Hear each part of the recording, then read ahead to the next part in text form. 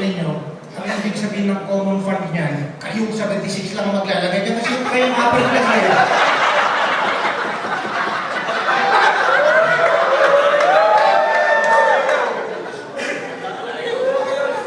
Wala rito si General Versosa.